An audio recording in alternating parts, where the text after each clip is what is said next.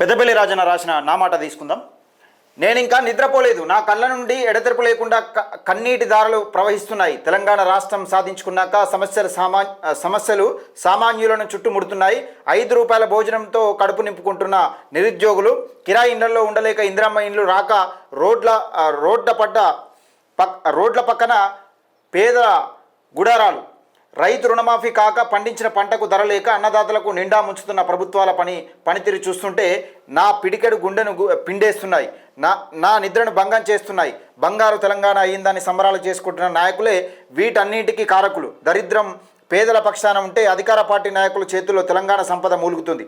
రాష్ట్రం అభివృద్ధి చెందని ఎన్నికల ప్రచారంలో అబద్ధాల మాటలకు బాణసంచా కాలుస్తుంటే నా నిద్రకు భంగం వాటిల్లుతుందంటూ పెద్దపల్లి రాజన్న నిజంగా మనం దేనికోసం సాధించుకున్నామో అది అట్లనే మిగిలిపోతుంది. అంటే నీళ్లు నిధులు నియామకాల పేరుతో సాధించుకున్న తెలంగాణ ప్రజలకు అప్పులు మిగులుతున్నాయి తప్పితే నిజంగా తెలంగాణ ప్రజలకు ఏ విధమైన మేలు జరగట్లేదు అంటూ పెద్దపల్లి రాజన్న నా మాట.